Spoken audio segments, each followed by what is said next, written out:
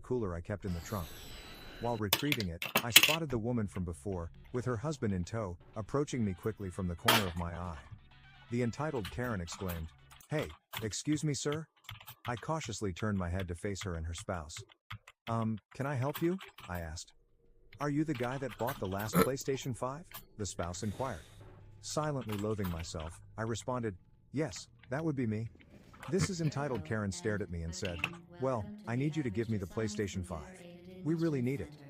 I replied, "I'm sorry, but the PS5 is a charity gift for a Secret Santa that I'm doing." Karen responded, "Well, how about you be a Secret Santa to our kids and give us the system?" I firmly responded, "Ma'am, I'm sorry, but I can't do that." Her spouse remarked, "Dude, you can easily find another one at another store or a pawn shop nearby.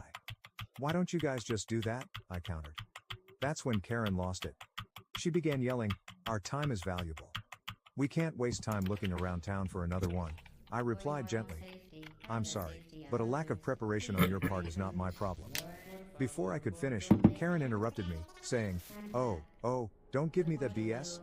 The spouse then replied, "Okay, listen, I have $200 in my pocket. That's yours if you just give me the PlayStation 5. I informed him, "It cost me $400. Karen, clearly agitated, snapped, "For the love of God, just take the money." Before I could finish saying, "Sorry, that's not going to happen," my spouse gave me an unexpected shove. I'm a bigger guy, yet this threw me completely off guard. The shove knocked me to the ground, sending my spectacles flying off my face. As I struck the ground, the spouse said, "Grab the box." I dimly observed them reach into my car's trunk and remove the PlayStation 5 box. I scrambled to find my glasses and put them back on, just to watch the two of them speed across the parking lot to their car. I chased after them, but they were able to reach their vehicle and get inside before I could catch up. They rushed away as I stood there, filled with rage and disbelief at the audacity of what had transpired. A bystander approached to see if I was okay after the shove and offered to contact the police. I was so outraged that I decided to contact the police myself. I wanted to see if they could get the store to look through any CCTV tape for a license plate or anything beneficial. As I unlocked my car door to get my phone, I noticed something tucked in the back seat. The PlayStation 5 I had just purchased, still in its bag with the receipt. Confused, I opened the package for a sanity check and discovered the brand new PS5 still wrapped. I sat there for a minute, stunned by the entire scene. I had obviously seen the couple steal a PlayStation 5 box, but the one I had just bought was there in front of me. Then it dawned on me. The PS5 they confiscated was a gag gift. When I discovered this, I nearly died laughing, much to the surprise of the bystander who had come to check on me. I explained the scenario to him, and he chuckled too. He asked if I still wanted to call the police, but I opted not to. It was just a joke gift, after all, and I saw no reason to try to get it back. As I drove away, I felt another sense of disappointment, not because of the theft, but because I wouldn't be able to see the couple's astonishment when their child opened the dummy box and saw a bag of charcoal and a troll face. Even better, they would be unable to return anything because it had been stolen. Sure, I didn't get to deliver the funny gift myself, but knowing I could still spread Christmas cheer to a less fortunate youngster made it all worthwhile. I can't believe they did that to you. First and foremost, I would have called the police in that situation. That is something I would never overlook. Sure, you got off pretty lucky when they stole the gag gift, which is incredibly hilarious, but to be shoved to the ground like that? That surely warrants punishment. Overall, wonderful for you for finding a way out of this, because things could have been much worse. Now to the next story, story 2. My family tried to ruin my wedding. Am I the asshole for organizing a luxury cruise for my birthday and not inviting my parents or siblings? I, a 28-year-old male, work as a medical device development engineer for a large healthcare organization. Honestly, I never expected to find myself in this predicament. For context, I've been leading a groundbreaking initiative to create a new cardiac monitoring system that is transforming how we follow heart problems in real time. The technique we developed has the potential to save thousands of lives by detecting cardiac irregularities hours before a severe incident. Our team's work has been published in numerous leading medical journals, and we just received a renowned Industry Innovation Award. Professionally, my life is flourishing. However, my familial situation is very different.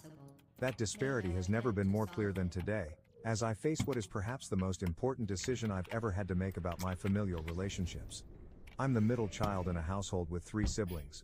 My older brother Alex, 32 million, works as a cardiac surgeon at a famous hospital and is the perfect child. Sophia, 16F, my younger sister, is the baby of the family, and she is always showered with affection. Every year, their birthdays are huge celebrations. For Alex's last birthday, our parents leased out an entire premium restaurant, hosted over 100 guests, and spared no expense. When Sophia turned 16, they hired a live band and turned our backyard into a festival venue. I remember how they spent weeks preparing every detail, from creating custom decor to hiring a professional photographic crew. Let me paint you a picture of how I grew up. Every success I made was overshadowed by those of my siblings. I recall sitting at the dinner table on my 8th birthday, hearing my family talk about Alex's soccer game as if it were any other day. They had thrown him a massive superhero-themed party 2 weeks prior, complete with a magician, special costumes, and party favors that outperformed any item I possessed. The entire neighborhood was there, kids running around in capes and masks, and my parents were beaming with pride at their magnificent firstborn. When I eventually got up the confidence to ask if they had forgotten my birthday, my mother barely looked up from her phone and said, "Oh, sorry honey, we've been so busy with Alex's tournament schedule and Sophia's dance performance. We will make it up to you next year." She returned to displaying everyone photos from Alex's party on her phone. I recall sitting there, staring at my untouched food and feeling invisible in my own home. They never made it up to me. Not that year or any other year. The pattern persisted throughout my childhood. When I was 13, we were enjoying a family meal when the waitress inquired about any upcoming birthdays. My mother actually chuckled and said, "Oh, just his, but we aren't doing anything major. He's not the type to require much." Everyone at the table giggled, as if it were a light-hearted joke. When I think back to that moment, the shame still burns in my chest. Later following year, they threw Sophia a half-birthday party because she was disappointed that her birthday fell during the summer while school was out. The gap wasn't limited to birthdays.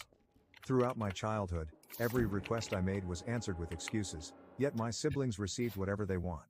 When I was 10, Alex begged for the most recent game console. Our parents went 3 hours to another city to get it, stating, "Nothing's too much trouble for our future doctor." A few months later, I requested the local store for a scientific kit, which I planned to utilize for the school science fair. My mother disregarded it, stating, "That's too expensive right now." The following week, they purchased Sophia an iPhone simply because she mentioned wanting one in passing.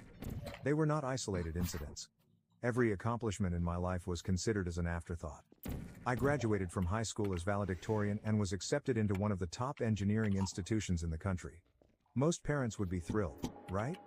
I scarcely acknowledged it. My father simply responded, "That's nice," while gazing at his phone. My mother's only reply was, "Well, engineering was your backup since you didn't try for medical school like Alex." Alex was accepted to medical school the same month, and they celebrated with a wedding reception-themed party. They hired caterers, live music, and even had special decorations printed with the words, "Future Dr. Alexander" on them.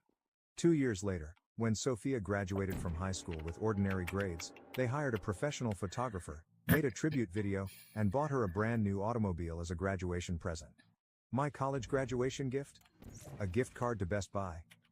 Now, let me tell you about my present career success, not to brag, but to demonstrate the stark contrast in how my family views accomplishments. For the past 2 years, I've led a team of 15 engineers in the development of a groundbreaking heart monitoring gadget. This is not just another medical device. We're talking about technology that has the potential to dramatically alter our approach to heart attack prevention.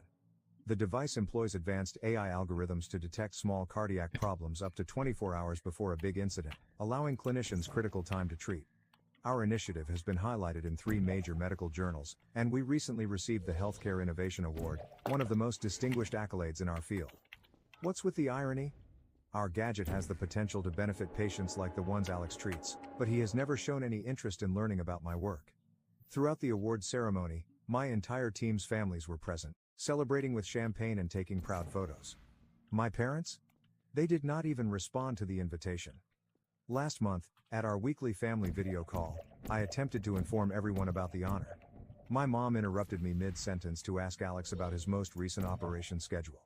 They then spent 20 minutes admiring Sophia's Instagram images from her recent weekend excursion to the beach. My achievements were not even acknowledged. When I tried to bring it up again, my father simply said, "That's nice, son," before shifting the conversation to Alex's imminent department head nomination. I tried talking to them about this trend several times throughout the years. Each attempt has resulted in dismissal or gaslighting. "You're just too sensitive," my mother would say, rolling her eyes. We treat all of our children equally, my father mumbled, avoiding eye contact as usual. Alex would smirk and add, maybe if you did something actually important, while Sophia would sigh deeply and label me an attention seeker. Despite their negligence, I've managed to have a prosperous life. I have a great career, good friends, and an amazing girlfriend, Stephanie, 27F, who has been really supportive throughout. She has seen personally how my family's treatment impacts me, even if I try to hide it. Last month, at a meal with her family, her mother made a greater production about my birthday than my own family has ever done. She prepared my favorite cake, which she recalled from a casual talk months earlier, and gave me a nice work-related gift. It was moving, but it also made me realize how much I had missed out on. That's what prompted my current decision. My birthday is in 3 weeks, and instead of preparing for another disappointment, I'm taking charge. I've booked a luxury cruise and organized a lavish celebration, not just any cruise. I have reserved a luxury suite package on one of the most prominent cruise lines. The program includes unique dining experiences, spa treatments, and private shore excursions. I'm inviting all of our extended family, my aunts, uncles, and cousins, as well as my close friends. The guest list contains approximately 50 people, all of whom have expressed an interest in my life and achievements over the years. But here's the kicker, I'm intentionally excluding my immediate family. The invitations have already been sent, and I have something special planned for the major celebration dinner. I'm going to show a slideshow, and not just any slideshow. I've accumulated images and memories of all the birthdays they missed, accomplishments they overlooked, and occasions they made me feel invisible. Each image will be accompanied by a related image of how they celebrated Alex or Sophia on similar occasions. Is this petty? Maybe. But it feels necessary. I've also prepared a presentation about our medical gadget project, not to brag, but to demonstrate what I've accomplished while my family was too preoccupied with Alex's medical career. The gadget has already been licensed for clinical trials, and preliminary findings indicate that it could lower cardiac death rates by up to 30%. This might potentially save thousands of lives. The word spread through the family grapevine, and the emotions have been intense. My Aunt Susan, who has always been more aware of family dynamics, immediately responded yes, and called to say she is proud of me for sticking up for myself. Several cousins have also offered their support, stating that they have noticed how I have been treated over the years but were unsure how to handle it. However,